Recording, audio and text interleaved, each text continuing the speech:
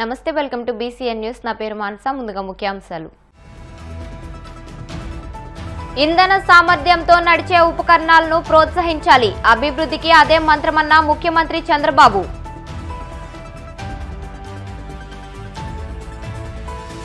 ఉద్యోగ ఉపాధి అవకాశాలు కల్పించేలా పాఠ్యాంశాలకు రూపకల్పన చేస్తాం విశాఖలో జరిగిన పూర్వ విద్యార్థుల సమ్మేళనంలో మంత్రి లోకేష్ స్పష్టం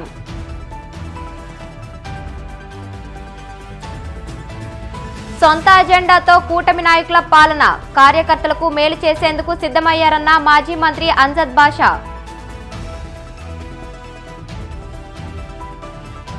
పెనుగొండ మండలం నడిపూడిలో వైభవంగా సుబ్రహ్మణ్యేశ్వర స్వామి షష్ఠి స్వామిని దర్శించుకుని పూజలు నిర్వహించుకున్న భక్తులు పర్యావరణ పరిరక్షణకు దోహదపడే ఇంధన సామర్థ్యంతో నడిచే ఉపకరణాలను ప్రోత్సహించాలనే ఉద్దేశంతో ఊర్జావీర్ కార్యక్రమాన్ని కేంద్ర ప్రభుత్వ సంస్థ శ్రీకారం చుట్టింది కృష్ణా జిల్లాలోని పోరంకిలో సీఎం చంద్రబాబు కేంద్ర ఇంధన శాఖ మంత్రి మనోహర్ లాల్ చేతుల మీదుగా ఈ కార్యక్రమానికి శ్రీకారం చుట్టారు ఈ సందర్భంగా సీఎం చంద్రబాబు మాట్లాడుతూ ప్రపంచానికి సేవలు చేసే సామర్థ్యం భారతదేశానికి ఉందన్నారు పవర్ జనరేషన్ చేయాలని సోలార్ పవర్ ద్వారా కరెంటు బిల్లు కట్టక్కర్లేదని అన్నారు సోలార్ పవర్ తయారు చేసుకుని 500 యూనిట్లు కరెంట్ గ్రిడ్ కి ఇవ్వొచ్చని అన్నారు ప్రజలకు అవసరమైనప్పుడు అదే కరెంటు వారికి తిరిగిస్తామన్నారు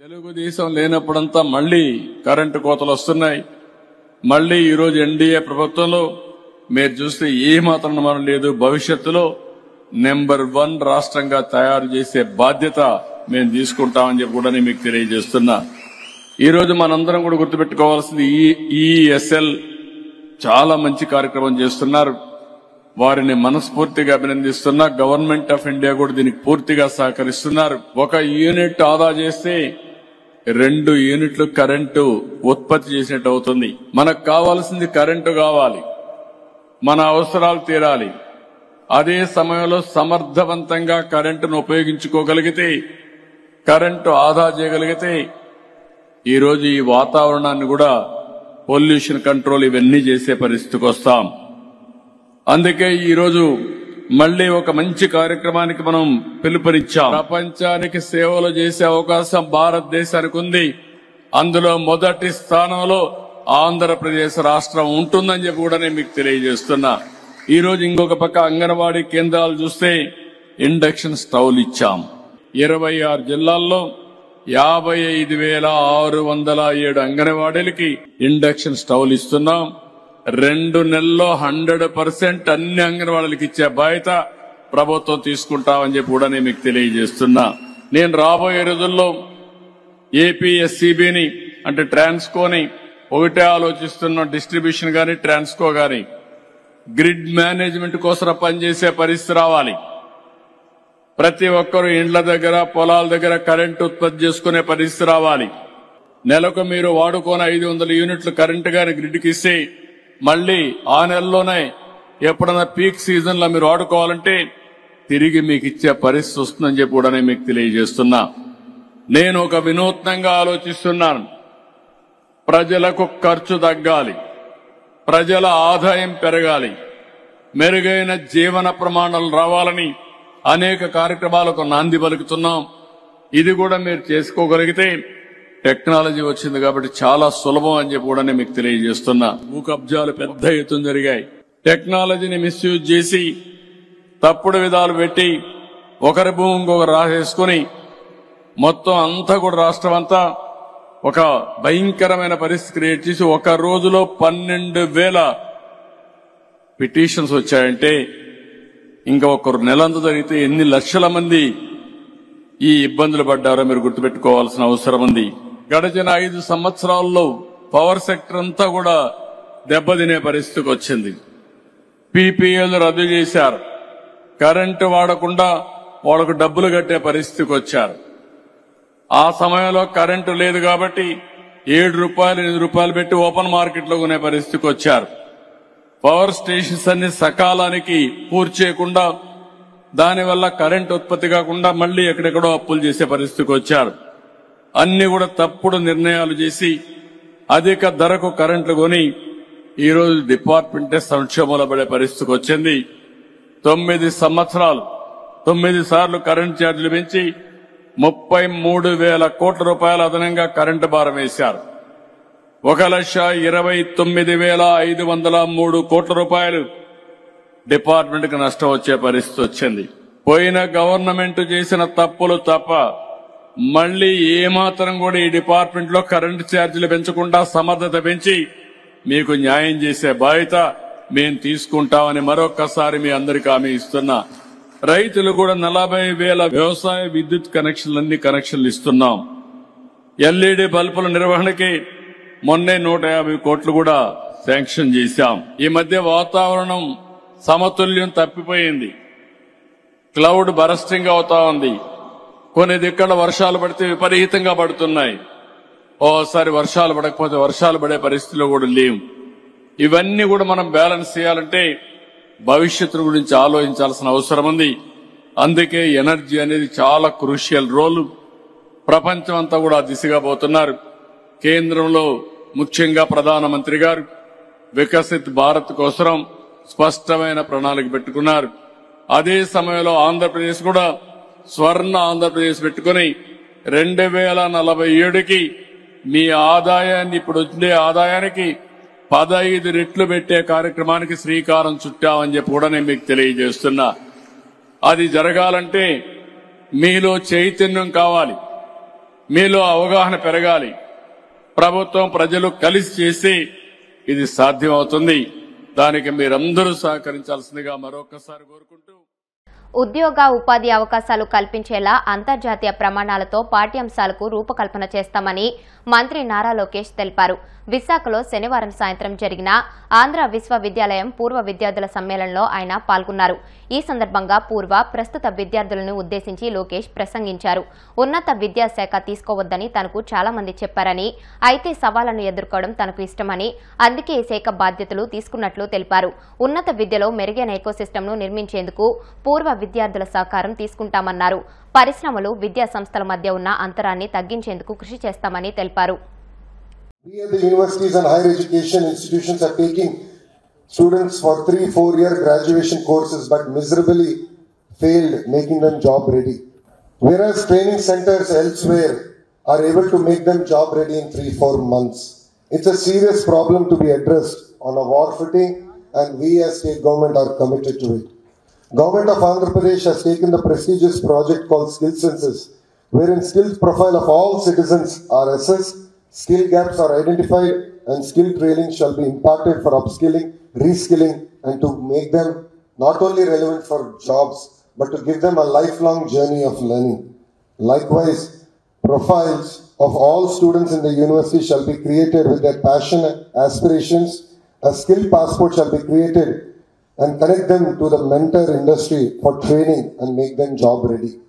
We shall also bring out an Andhra model of education, revamping the entire academic landscape by making curriculum industry oriented and graduates with enterprising abilities with greater confidence to face the new challenges in the world.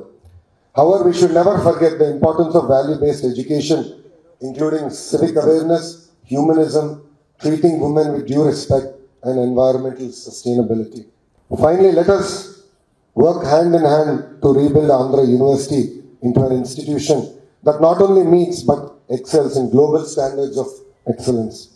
Let us ensure that this university continues to nurture generations of leaders in all walks of life, entrepreneurs, technocrats, professionals, artists, social scientists, public administrators, and of course, politicians who will shape the future of our nation and beyond.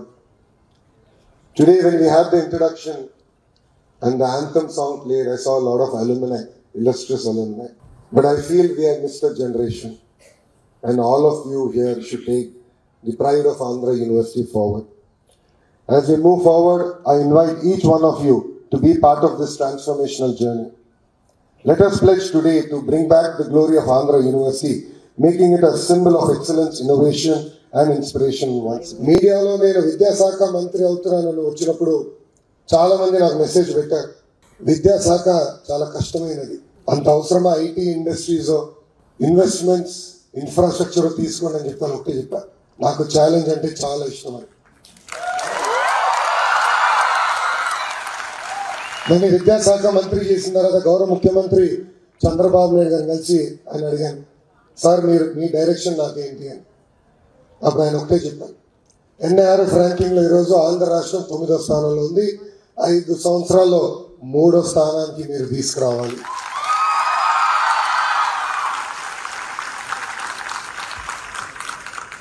Andhra రాష్ట్రంలో మన అనేక ప్రభుత్వ యూనివర్సిటీలు ఉన్నాయి. కనీసం ఒక్క university అయినా top 100 universities in world లో తీసుకురమ్మని గౌరవ ముఖ్యమంత్రి గారు నాకు ఆదేశాలు జారీ చేశారు. It's neither a joke Nar magic. It requires concerted efforts from all of us, right from the government, faculty, academicians, alumni in particular, and the industrialists. I want to take this opportunity to extend a heartfelt appeal to you, our distinguished alumni. You are the pride of the universities and the torch bearers of its illustrious legacies. Your achievements across diverse fields are a testament to the solid foundations laid by Andhra University. Now it is time to give back to this institution that gave us so much. Mentoring our current students is one of the most impactful ways you can contribute. Your guidance, drawn from your rich professional and personal experience, can help shape the aspirations and careers of our young minds who are in front of us. By becoming mentors, you can inspire and empower them to dream big, work hard, and achieve greatness. అధికారంలోకి వస్తూనే సొంత agenda అమలు చేసేందుకు కూటమి ప్రభుత్వం సిద్ధమైందని మాజీ మంత్రి అంజద్ బాషా పేర్కొన్నారు. ఈ మేరకు ఆయన కడపలో మీడియాతో మాట్లాడుతూ కూటమి ప్రభుత్వం నిబంధనలు తుంగలో తొక్కిందని, గత ప్రభుత్వం ఏర్పాటు చేసిన అన్ని కమిటీలు బోర్డులను రద్దు చేసిందని అన్నారు. కేవలం తమ కార్యకర్తలకు మేలు చేయాలనే ఉద్దేశంతోనే కూటమి ప్రభుత్వం ముందుకు సాగుతుందని అన్నారు. వక్బోర్డుకు సంబంధించి ఈ కూటమి ప్రభుత్వం నిన్నటి దినం ఒక జీవో రిలీజ్ చేయడం జరిగింది. GO MS number 77 6/12/2024. గతంలో కూడా నేను దీని గురించి ప్రెస్ మీట్ కూడా పెట్టడం జరిగింది. వాళ్ళు ఈ జీవోలో చూస్తే ఈ జీవో అంతా కూడా తప్పిదమే. మరి ఏదైతే నిందలు గత ప్రభుత్వం మీద వాళ్ళు వేసారో మోపారో మరి అదే తప్పుతో ఈరోజు ఈ జీవో రిలీజ్ కావడం జరిగింది. మరి ఈ ప్రభుత్వం యొక్క ఉద్దేశం ఏమంటే గతంలో ఆ ప్రభుత్వం ఏర్పాటు చేసిన బోర్డు పని చేయకోకూడదు, పని చేస్తే మాత్రం ఆ బోర్డులో మేము నియమించిన వ్యక్తులు మాత్రమే ఉండాలి, మా వాళ్ళు మాత్రమే ఉండాలి, మా పార్టీ కార్యకర్తలు మాత్రమే ఉండాలి అనే ఆలోచనతో మరి ఇదే జీవోని గతంలో 2023లో మా ప్రభుత్వం అధికారంలో ఉన్నప్పుడు జీవో ఎంఎస్ నెంబర్ 47 ఇచ్చాం. మరి దానికి సంబంధించిన ఎలక్షన్ పద్ధతి ద్వారా ఎలక్టెడ్ పర్సన్స్ సెలెక్ట్ అయ్యారు. నామినేట్ అయ్యే పద్ధతుల్లో నామినేట్ కూడా చేసి మరి వాళ్లకు జీవో కూడా రిలీజ్ చేయడం జరిగింది.